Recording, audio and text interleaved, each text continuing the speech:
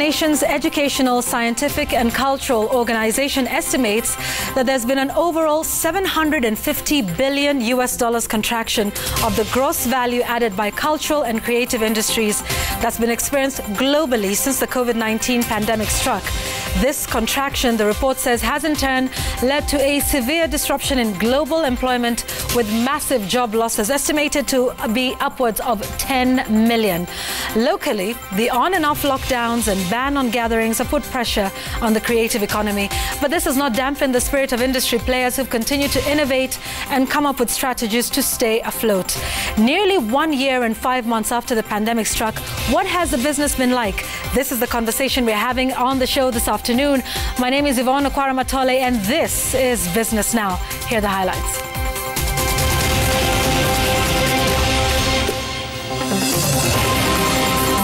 What lessons has the creative economy gained from the pandemic?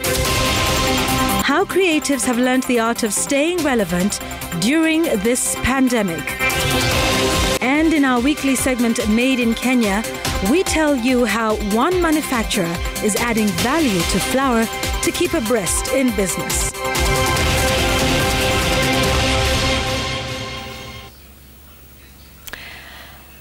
So, are you in the creative sector, and what lessons have you learned over the last year and a half or so? Please do get in touch with us on Twitter at Citizen TV Kenya and at Yvonne Okwara. The hashtag to use is Business Now if you'd like to send us a text message. The number is 22422. We'll be talking about this with guests who have been talking about this and who have found ways to innovate. And this is who we have on the show. We've got Chris Kira from Kate and Chris Events Company. He'll be talking to us about what that sector has been like and what it was like before and the lessons that they've learned, and in what is now becoming the norm with events. Pierra Makena, who's a DJ actress, will be talking to us about Park and Chill. She started this last year, I believe, and will be telling us how that is going, including some of the hiccups along the way and how she's been able to innovate. And what has it been like for those who run, getaways in the country? We also have with us here in studio Richard Mwangi, who's director at Leleshwa Getaway. They are in Rongai. We're used to hosting lots of, events for companies, team buildings. How has that been since the pandemic broke, and what is it they are doing to innovate? So a great conversation we're having now, and please feel free to chime in as well. We'll be looking forward to your feedback. Remember, once again, the hashtag is Business Now. That in just a moment. But first, let's take a look at news-making headlines in the world of business. And let's begin with some more profit and loss earnings, and we start with NCBA Group that has returned 4.7 billion shillings in profits after tax for the first 6 months of the year.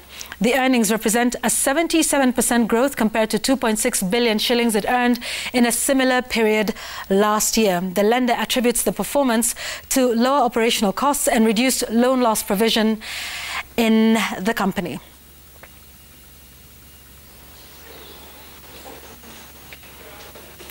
Elsewhere, the Association of Kenya Feed Manufacturers have raised concerns over high cost of production materials.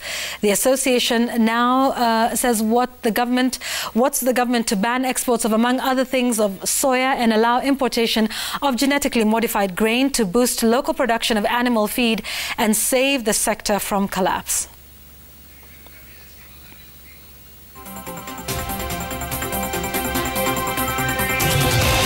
And finally, online car marketplace Cheki has opened a new office in Mombasa as it seeks to expand its network countrywide. The Mombasa office will be strategic for the online car dealer and also partner with insurance providers, car finance, car inspection, among others, to grow its customer base in the busy car trade space.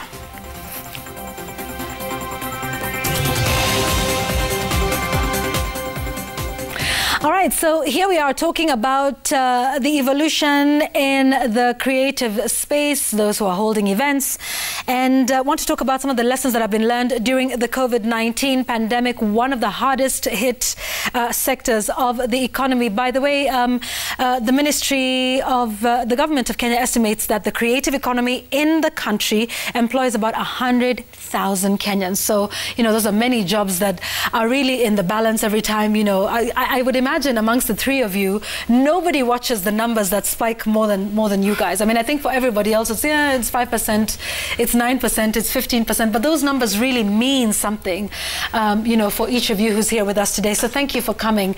I think, Chris, let me begin with you. So let's start off with what your business was like pre-COVID, and then now talk to us about the changes that took place now, afterwards. So tell us what business was like, what sort of events you were hosting, numbers, and then we will talk about afterwards.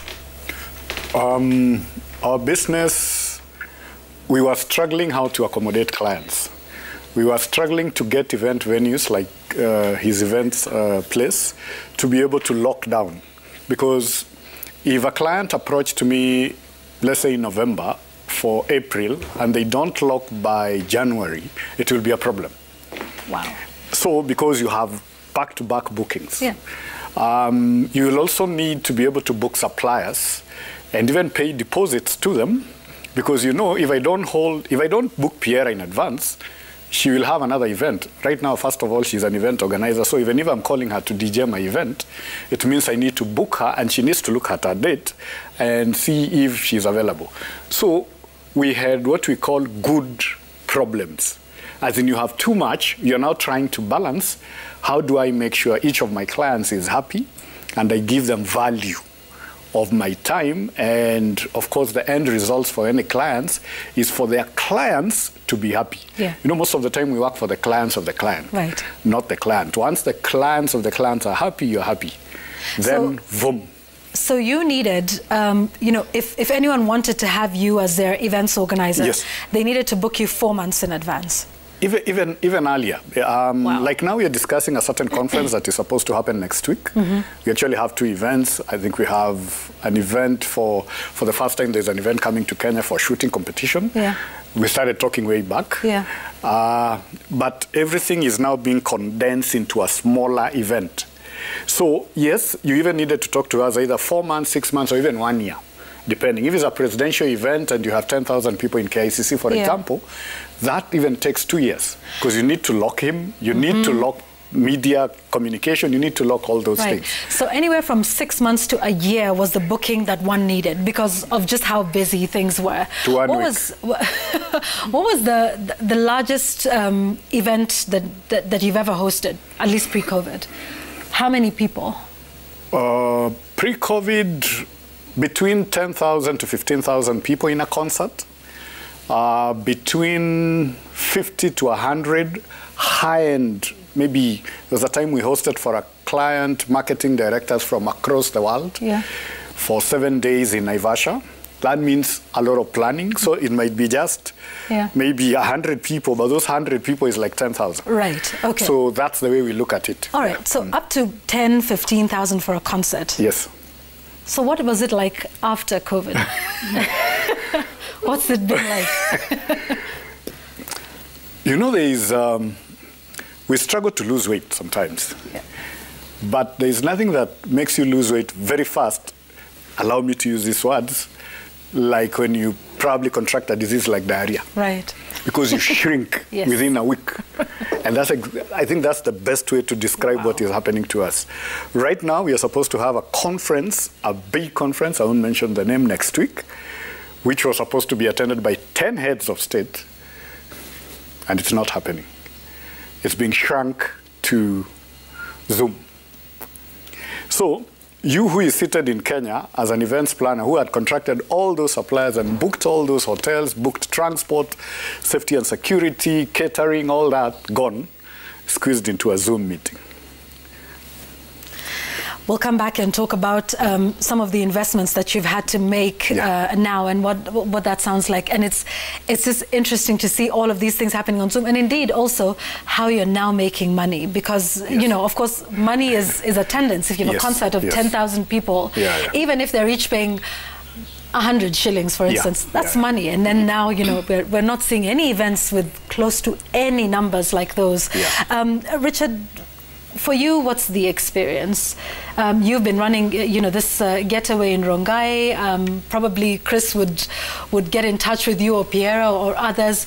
Tell us, just like Chris, what it was like for you. What sort of clients were you getting? What sort of events? What sort of numbers were you having before COVID? For the show, what you've tried to do, we are 25 kilometers from Nairobi, and you have that look and feel of Naivasha and Nanyuki. So anybody who came to our place 45 minutes from Nairobi would feel like there's a road trip experience. So we were known for big events, concerts, weddings, nature walks, because we board in Nairobi National Park. So on average walk, you'd meet giraffes and zebras. So what happened then after the first case was reported in Rongai? We had a camping going on for a school. Right. The first case was actually somebody from Rongai. Someone from Rongai. Right. Yes. So I get a phone call and I'm told the students who are camping here have to leave now. I'm like, what happened? They have to be there for 3 days. They have been told if they're not out of there in 30 minutes, the parents will come for them. So you can imagine. Now, the first case is in Rongai. No one knows that I'm actually 5 kilometers from where the first case was reported. But then what then that means for us, a whole market segment was wiped out. Corporate team buildings, any events we'll do, we're very popular with churches. We have this setup where if you show up and you're from a certain church, you don't feel like you're in a bar. We'll give you that outdoor feel. But then you can imagine we had done a lot of investments in indoor sitting spaces, conferences. We thought that's what people want. But then today, anybody coming will tell you, you've seen your conference hall, we want a tent outside. Right. That means an extra cost. If weather changes again, then you realize you have a problem. Yeah, so just to understand what it was like before, so you have churches. Who are your other clients? Were there companies with team buildings? It's churches, corporates, space? Your average bank. This is a bank that had done 9 events with us. Those are different branches coming every Saturday for the ratio experience. Now, just halfway through, around September last year, I went to visit a banking client and asking them, can we do something together? They told me we can't meet, in this office we can't meet 4 of us. Leave alone now coming to your place for team building. So that's the reality. Yeah. So moving forward, people have figured out other ways of building their teams, maybe through Zoom conference calls. So not sure whether it will come back, but it is what it is. It really is what it is. Yeah. The investments that you'd put in place before that, because you said, most of the people, at least that's what they wanted at the time, because we honestly lived in a completely different time before March the 15th, when last year when the first case was reported in the country. But before that, tell us about the investments you made based on what your clients seemed to want and need. So basically, what we had big fields that we used to hold concerts. We actually did in 2019, December 14th, with Citizen. We did a smoking country. We had 1,000 people show up. So of course, moving forward, that's what everybody wanted. I would have very true competition, because if you're in Nairobi City, then you might not be able to host 1,000 people in a typical bar restaurant. You'd have to go to the public parks. Then of course, we had invested in conference facility and big restaurants. We actually wired to host 600 people. Capacity? 200. Okay. So we actually wired to host up to around 600 people, where you're assuming you have a conference going on, you have a wedding going on. But now moving forward, at the time of the first shutdown, we had 3 weddings of 400 confirmed. So what happened, one wedding was reduced to 50 after like 3 months, then the others we had to defer deposits. So I don't see the big weddings coming back, because Kenyans have actually figured out you can do a wedding of 50 people, and still get the sacrament that you're looking for. So I will come back to you again, and we can talk about then now how you had to change things, because you have these conference facilities for 200 people and more, and what your projections are, in your individual sectors. So Pierra, and then, you're a DJ. I mean, we've known you, you're multifaceted, but then I think and maybe this is for me personally, we knew you as an actress, and I think it was just before COVID then that we're like, okay, she's a DJ as well, you know, and getting into events organizing. Your business before COVID? I used to be in media, advertising. Yeah. But that was like my main job, but part-time I used to do DJing and of course acting. But now when COVID struck, I needed to change something because I can't persist here. I'm an event organizer. If I say that Kira is gonna go like, are you crazy? Like, I have a lot to learn from these people. However, the reason why I went to, let's say, doing an event was because I was trying to earn a living. I'm a DJ, like I can't go to a club and play. I can't. So you were playing at clubs before COVID? Yeah, actually, when COVID struck, I was at a tour in the US. And that's where I was stuck for like 2 weeks. I couldn't even get a flight back home. And then, of course, that was a loss for me because I couldn't continue with the tour. So I remember when I was in the States, I was just in the room and I was like, now I'm gonna come back home. There are no gigs. I can't play. Where will I get money from? Like, I was really stressed out. Shut down. Everything. Like, it wasn't even that they were allowed to operate for a few hours. They're completely shut down. Yeah, there is nowhere. And you know, that's our lifestyle. That's where we get our living. You know, like, I was so devastated, man. And then I was like, I need to sit and think. It's not over. So I kept thinking when I was in my hotel room, and when I came, I remember the first thing I did was to call a few of my friends, and I was like, can you just come chill in your car and I play for you music? I think I called like 10 of my friends. And I remember going to Kile and getting some space and tell them, okay, you guys stay in your car, there's COVID. And if there's one thing I believe, that COVID is real. So I didn't want to play around with it. I didn't want to defy or to, you know, go against the rules that we've been given or tell people, you know what, throw up your masks, we don't care. No, like, COVID is there, but how do we work? How do I make money? How do you get your fun in a very safe environment? So I was like, come with your cars, park your cars, bring your own drinks. I don't even need to sell them to you. Stay in your car, and then I will put up my decks and I'll play for you music, and we'll have a good time. You know, come up on a stress, it will reduce, you know. We did that, and then the first time it was like 20 people, the next time it was like 70 people, and then the next time we were like 100 cars. Sorry. Yeah. And then Carnival approached me and they were like, can we do it in the bigger grounds? And I was like, yeah, that's better, more than doing it in a school, because there was already problems. And then we started now the Park and Chill at Carnival. Yeah. And I remember the first one we did at the Carnival, it was so packed we had to close down. And what I like about Park and Chill is that people are grown-ups, like they're mature people. There are people who believe COVID is there. There are people who want to stay alive. There are people who have families, they have kids. So they choose to stay in their cars. They choose to, you know, to limit what they're doing so they don't, you know, cause a spread or whatever. So I remember we had now to move to the parking grounds, and people seem to love the idea more. And then now, when all that happened, yeah, and we'll talk about you know, the incident that you had you know, in Meru, but it seemed to have gotten, you know, so big, and that I see you posting, you know, on Instagram that this Park and Chill I'm not associated with because there's so many copycats now. Like, everybody's saying this is it. So what is funny is that first I said the cake is big. We all need to eat. The industry people are struggling. To be honest, even if I was to sue somebody, I wouldn't do it.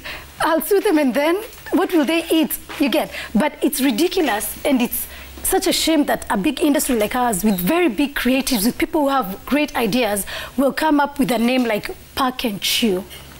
You know, chill. Park and tune. Then park and grill. Like, you will look for the same thing. Right. You will look at my poster and say Pierra charges 500 shillings or 1,000, and you do exactly the same.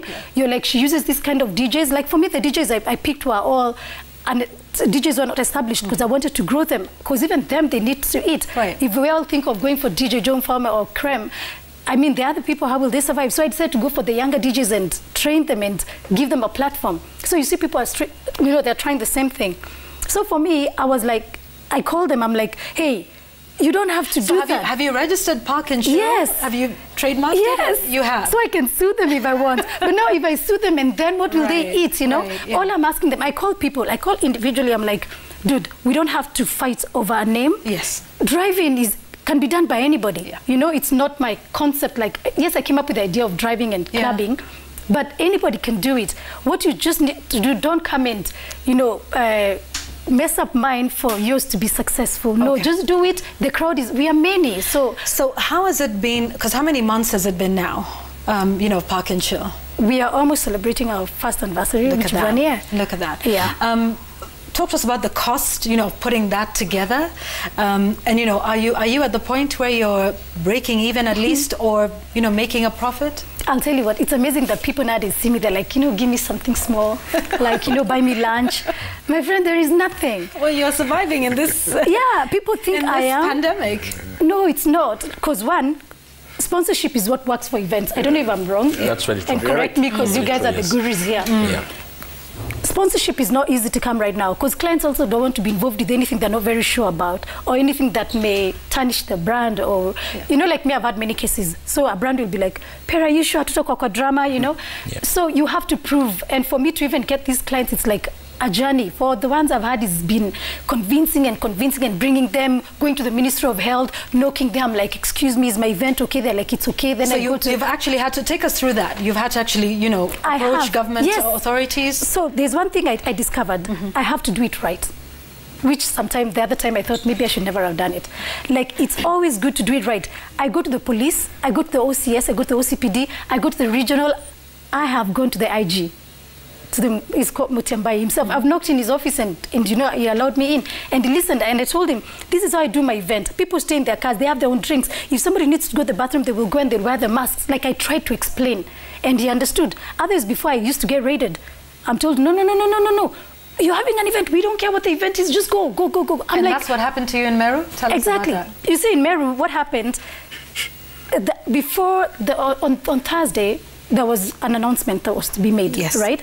And Mutai Kago spoke, and he said, we can't do this and this. Re-emphasizing, the protocols. I looked for the ministry, and I was like, see, we are still good with my event. I mean, we've had it last year, and it's still running. Is it still okay? Yes. I tried. I talked to the police. Everybody was okay with it. There is no way I would have carried equipment worth 600,000 Kenya shillings to Meru for me to be, just because I'm being ignorant. I wouldn't do that. I was very sure. I had all the letters. I had everything. I was working with the county government. We had done an activation on Wednesday with them. So they were aware. And then the ministry was involved. The Kenya police were doing briefing for my team, for my security team. Daddy clapped for me. At least I know how to brief security. Like, there's a lot that goes to event that, like, I did not know. And all that security, you have to pay them, you have to brief them. The police has to tell them what to do, what not to do. Ministry of Health has to tell them, this is how you check the temperature in case there's a situation, do this. Like, there's a lot. I remember that morning I drove from Nairobi at 2 a.m. I was in Meru by 6. I went to park at the police station. The OCPD came. I sat with them. Like, they gave me the cops who will guard the place. Like, we went there. And then I was using the villagers, the young youths, who are crazy, man. Like, they're crazy kids. Like, don't mess with them. You know what I mean? Yeah. They call themselves young something anyway. Yeah. But they're crazy kids. They want their work done, and they want it done like this. Okay. And I decided to use them. Because, I mean, if I'm working there, let the entire village benefit. Benefit, yes. So we were okay. And I set up the sound, everything, and we were ready. Like, the sound was going up. The cops were there. We had 2 police cars in the premises, yeah? Then what happened? And then I see a letter, a text message. Well, I didn't know I was that popular to get a text message from a government office. But then it came, and it was like, you need to stop your event. This is a message from Ministry of Health, Meru. So I'm like, okay, I'm going to ignore that, because I don't think that is professional. If there is anything, a letter would have come and told me, your people are not wearing masks. Give me reasons why you think my event should not go on. And then they were like, you need to vacate the premises. Like, so I asked the cops that were there. They were like, to be honest, Pierra, I am sorry, but instructions have come. I'm like, you need to tell me who, because I'm sure it's not Ministry of Health, because I've cleared with them. It's not the police, I've cleared with them. So they're like, from Honorable Pierra Makena. I'm like, that's a lie. Because he's part of the county government that has sponsored me. It cannot be him. I'm like, confirm and reconfirm again. So the cops came, and they're like, yes, it's Pierra Makena. I'm like, so the event was cancelled. We were thrown out. You know Mariamu? Do you know what a Mariamu is? Yes. That big truck, the cops. Big truck. They came in, dude, and I was like, I'm not about this life. No, I'm not jumping into this truck. So I told people, you know what, let's clear. So that was it. The event, was stopped. We left. I left with my people, but now what happened? Immediately we left. Everybody left. The cops left. So my revelers who are coming in their cars just got in. The field was full. People continued to party just without me and my sound. Okay. So, Were people paying for the event? Yeah.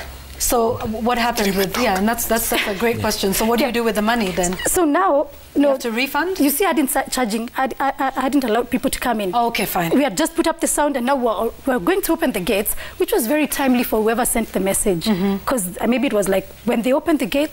Okay, so you charge, at the gate as they come in. Yeah. But what I know, I'd already paid. You know the way you... Yeah. How did you deal with the sponsors? Yeah. So, okay. So, and that's an interesting thing. There's so much to take a look at with that. But, Pierra said something, really interesting about now what events are like. So you're speaking to... I mean, I'm pretty sure a lot of this also existed before, in terms of security for an event, and you have to notify the government authorities that we have X number of people. But what more is there, Chris? And take us through those extra investments that you now have that you didn't have to deal with pre-COVID. The biggest three words, we call it a safety and security bubble. So what is a safety and security bubble? Is to make sure, first and foremost, the event venue that you are going to host your event is safe. Safe from what? Number one, of course, COVID-19. Then two, what else? You see, even before COVID came, we used to have cases of either the caterers need to have, all those medical certificates. Yes. You need to make sure you've done your anti-terrorism risk measures. You've done markings. You've done, the setup like this should not collapse when we guys are speaking, because those things have been known to do. Yeah. So there was a whole risk assessment. That's why she's looking at me and she was saying, you see, I've done, because we used to talk. They used to tell her, you need to check this, you need to check this. We support each other in the industry, by the way, we talk. So when he has an event, he will easily call me and say, Kiro, I'm having this, what can you suggest? Yeah. So the extra things that we are doing right now is that whereas the budget for food and alcohol was priority number one, it's flipped. Safety and security is being allocated more money, and then Zoom. Okay? So, we don't like Zoom. Yeah. Tell us why. You see... It's the biggest competition. It's the biggest competition, yes. I think that's the only way you can say it, because at the end of the day, the people in the ecosystem, all those people that she spoke about, those guys in... Because when you go to Meru or go to Nakuru or Kilifi, what we do is that we say 50% of the people who will work for me, can I recruit on ground? So that you're also benefiting them. Not only recruitment for our company, for example, but internship, to equip them with skills to be able to continue. And then, of course, you're booking hotels, you're using the local security in the place, you pay for all that. Yeah. You pay for the grounds. There is taxes, of course, and there is a whole list of the taxes that you need to pay, both for local government and the government. So the security bubble, like now, even from before I came here, we are working on a security bubble for the event that is coming. And the security bubble starts from the day the delegate lands at the airport. How do you make sure, first and foremost, they have the necessary COVID-19 clearance? Certification and clearance, yes. And suppose once you made sure they are safe, because that's another security bubble, the transport to the venue of your conference, suppose they get sick. Do you know what's happening right now? If a delegate gets sick, where they are sleeping in that particular room becomes their isolation place. Right. You don't remove it with an ambulance. Where are you taking him? The hospitals are full. So you have to do all those things. Now, there is rapid testing, where now I come and test all of you guys here before you enter the place. So 15 minutes time, I take samples, I do rapid testing. Suppose Kirwa is looking like a 40 degrees Zuko. So there is an isolation room. So that isolation room is a cost. Is a cost. That you didn't have to deal with before. Rapid testing can cost you upward of, I'm not sure, but between 2,000 to 5,000 shillings. So if you have 500 delegates coming, you can imagine the top. And this is being done daily. Please note. So you have a conference of 5 days, you have to do that. That's how it's being done. To make sure nobody who flew into our country gets infected, and then we become that Kahot zone that, excuse me guys, you should never ever go to Lelesho. Right. So the Lelesho people, in conjunction with us and everybody else, will have to make sure that we are safe. So So you've got rapid testing. You've got to make sure that all the delegates are safe. Yeah, safe. Because they might land and, you know, they have a negative test, but they're interacting, they're moving around. You actually start monitoring them the way you monitor a UPS courier.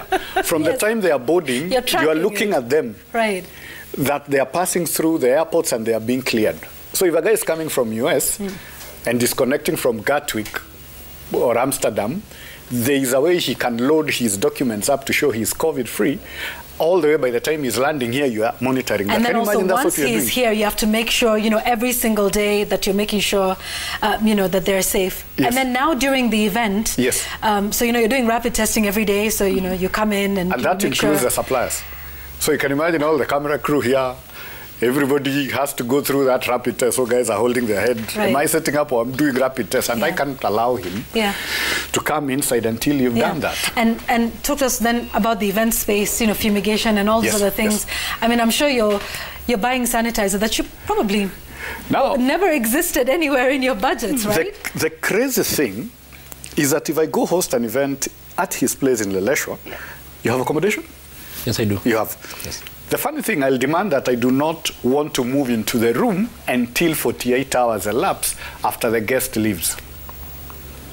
That is the level we are in right now. So he has to fumigate plus sanitize that room, and it has to be left before I move in another guest to make sure that 48 hours is safe for Yvonne and Pierra now to move in.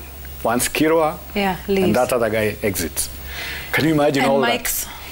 That's another big thing. I know we talk about this quite a bit. Just very quickly, because I need to take a break. For me, technical, I don't understand these stories of one mic, and I hope everybody is listening. Let's forget that, guys. If you know you have 10 speakers, have 12 mics. The 10, everyone has his or hers, and the 2 in case one malfunctions. And once they've used that mic, put it aside. But that's not what it used to be like before. Before, if you had 10 speakers, guys it was possible to share. Especially MCs will share. Nowadays, for me, that's what we do in the company. Okay. But I don't know whether everybody else is doing that. All right. So, I mean, it's just, you know, a lot of things that you now have to contend with that were probably never, you know, in consideration, things that appear in your budget line that did not exist. We've heard your experience, Pierra's, and yours, Chris. When we come back from the break that we're about to take, we'll then hear what Richard's experience is with now some of the changes that he has had to make in his getaway to make sure that, you know, it is safe and it is abiding by the protocols. And remember, each of these comes with a cost. And I'll be hoping to get, you know, just some numbers, even if it's in terms of percentage, like, you know, this has been an increase in, you know, percentage cost of, you know, our operating costs and how you recoup those costs, because surely who's paying for that rapid testing, you know, considering most of the people are on Zoom. We're talking about the creative industry, the challenges, and of course now how they are innovating and pivoting towards the new reality. We're in almost 16 months since the first case of COVID-19 was first reported in the country. Taking a quick break. The hashtag is Business Now. Still waiting to hear from you. We'll be back in a moment.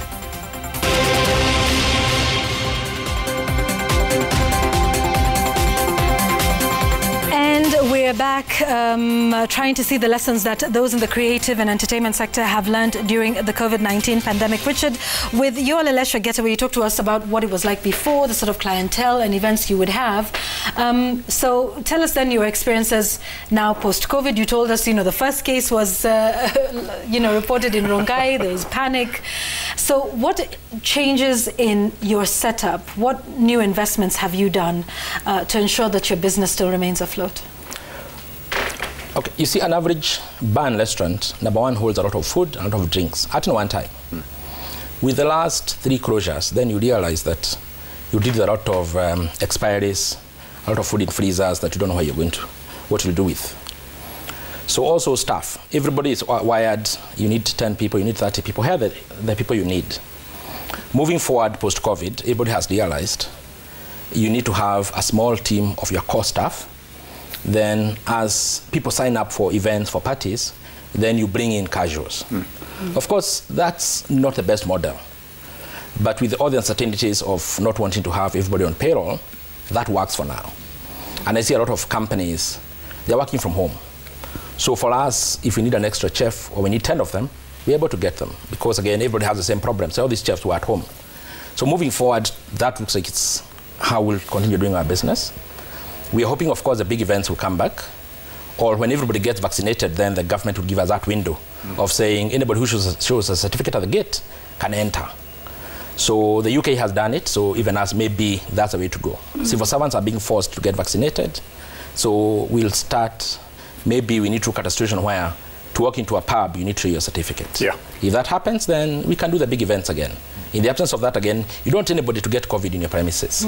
It's not worth it. Then you'd rather shut down for another year. Yeah. And you were telling, when I spoke to you a little earlier, you're telling me about how, was this like trying to get your staff vaccinated, for instance, some of the challenges. License if you're selling alcohol, you need the health certificate for your employees, which would cost you like 800 bob maximum. They were easy to get. You'd walk into a dispensary, you'd get examined and get the certificate. Over and above that now, you need COVID certificate number 1 for the premises, and you need your employees tested, and it has to be done regularly. So that, of course, number 1, to get it done, there's a time my employees went to the Dendothe for the COVID testing. And first they made 3 trips, and at one time there were like 2,000 people ahead in the queue. So that, number 1, was not handled well. It was very, very inefficient. Eventually, when more and more people got tested, it became easier. But you can start adjusting your prices. If you give someone a quotation for a wedding, number 1, they have moved from 400 people now to 50, and now they are also insisting that employees get tested.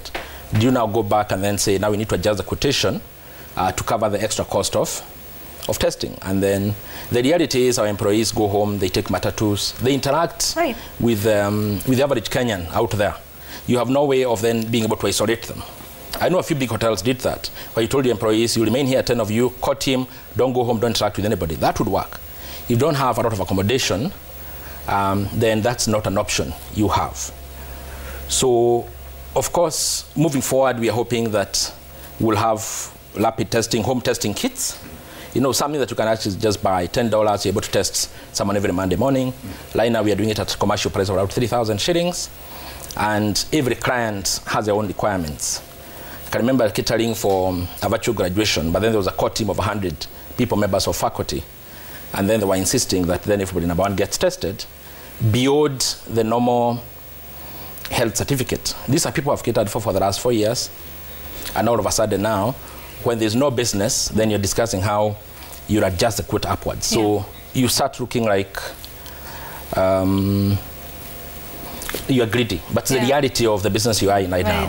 And you have to pass on that cost. The cost must be passed to someone, to the consumer, because it's not a cost perhaps you're willing to take up.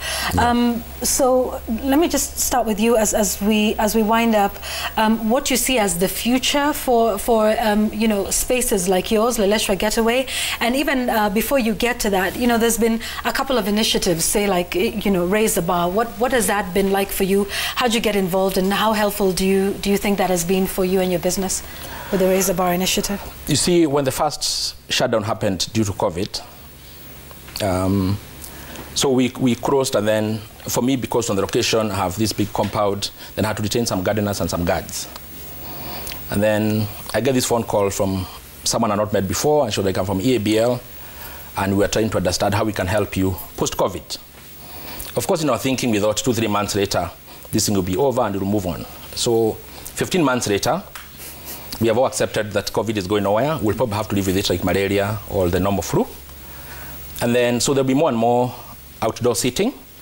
So what has happened is EABL has actually come up with an initiative to support with the sanitation equipment, the basic COVID signage, and outdoor seating, parasols and seats.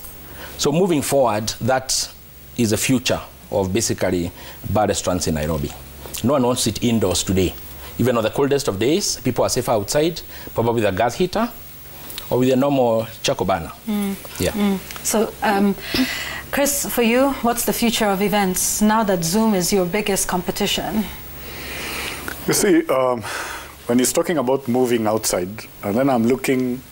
Your events are outside a lot of the time. Yes, but you see, actually they're not. Funny enough, most of our events are indoor because of the conferences. We are big. We were big. We were big on conferencing than concert. Concert is a bit loud because there are certain private conferences you do even for 500 people, but because the client doesn't want that to get out, it's done, finished, you never see it on social media. Right. So right now, my future for events for me is, it's unfortunate. Most of the time, our crews, when they're working, they wear, crash helmets when they're going up.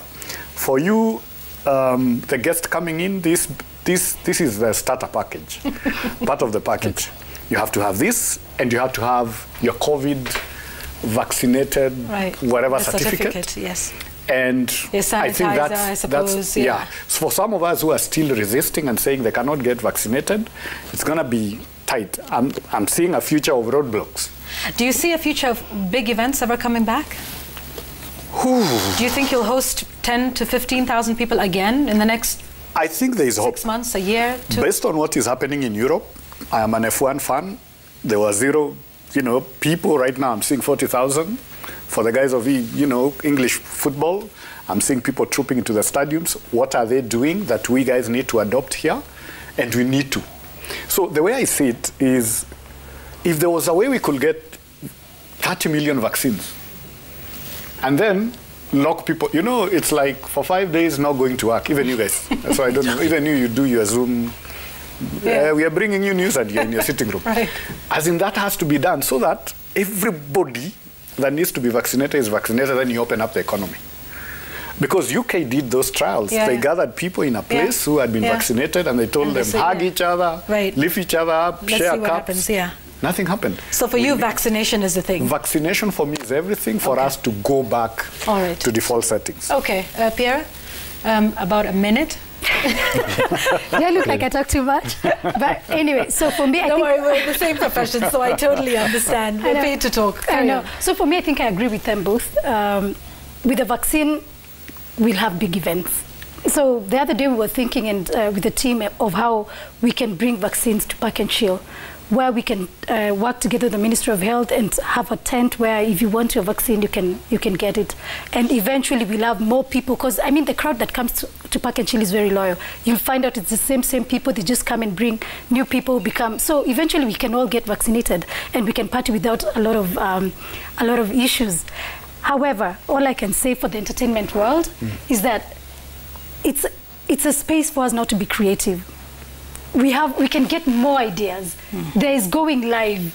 I see somebody like David Moretti, DJ Delight. He goes live and people pay for that. Right. He makes a lot of money. Yeah, you send money, I think, and then you get the Zoom link, right? Absolutely. Yes. There is now the Park and Chill. Yeah. People can come up with ideas that can save the industry. We don't have to really get stuck somewhere. Okay. We can come up with ideas. We're all creatives and we can make money still. And we can be creative. Absolutely. Thank you. I think that's a good place to leave it. And it's the creative sector, like you said, not short of ideas.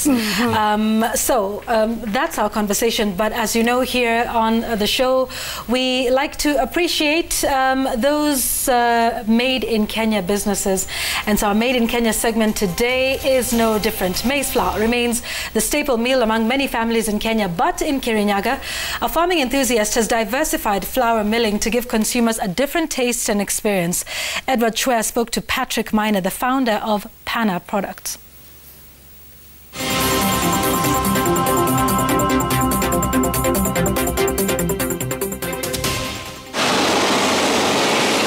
Kiangwashi Village, Ndia constituency. These structures could easily be mistaken for greenhouses, but they are an improvisation for our venture that contributes to feeding the country and improving health and nutrition among Kenyans. At 60 years old, Patrick Makena's passion for farming is the motivation behind this 3-year-old value addition project. Pana Products is a company which ventures in agricultural value addition by doing solar drying. One is pumpkin, carrot, sweet potato, cassava, and arrowroots. Mostly we encounter a lot of post-harvest losses. And the best way to salvage the whole agricultural produce from this area is doing value addition of solar drying. Because once you solar dry, the shelf life of those produce actually is prolonged. We normally receive these agricultural produce from farmers. Once we get them, we have to wash them, slice them. We take them to the dryer. where after we are certain that the moisture content is below 13%, we now move to the second stage of formulating by mixing with the maize flour, so that now we can have two products. One for yellow ugari, the other one for yellow uji, which has natural product and natural color by itself. To remain competitive in the business, Makena has adopted unique ways to add value. But there are two types of fortification. You can put vitamins, that is injected direct to the flour, which flowers do, or you put agricultural dried material like the way I do it, which is more or less now natural. And this is what we call composite flour. The other one for big industry is fortified. We sell 2 cereal box, which has a contract with all Quick Mart supermarket. 1 kg we sell at 150 shillings. Like now we are delivering 1,000 kg. That's per month. So when you calculate that and then you trickle it down, you find that I'm being able to pay all the input costs, and by the end of the day, as little as that production is, I'm still not running at any loss. So I project that as we move on, once we increase the capacity through marketing, then you will be able now to make good money. I have 5 employees, and I have to train them because this is food manufacturing. I've been trained by Kenya Industrial Development Institute, so I know how to do it. Makena desires to see more millers in counties, but this is only possible if the challenge of drying the products is successfully addressed. Every kg of pumpkin you dry, 90% is water. Every kg you dry of sweet potato, 70% is water. So if you are to dry 1,000 kg of pumpkin, you realize you're only going to get 100 kg. So I cannot sell my unga direct as whole because of the capacity. Though having those dryers you saw there, they are about 9, and one dryer carries about 150 kg is not enough. And also because of the process of drying, we rely on sunlight. If the weather is not friendly, you end up now drying 150 per dryer for 4 days. So you find that yourself 1 week you only done once. When we come to agriculture as the backbone or any related business which is about to increase employment scenario, let them bring down the taxes as much as possible. There is only one machine which is racking the whole field, and that one is normally called belt chain dryer. It's a multi-chain dryer where you have a multiple travel of agricultural produce in stages. So the core is, can we use the collective drying machine which will do that work in bulk? Train these people. Trainers are there. How are we doing it? Is it adding value? When you sit down, you have 10 youth. When you give them one dryer, it's producing only 15 kg or 20 kg. What are you doing? Nothing. Edward Chwea, Business Now, Citizen TV.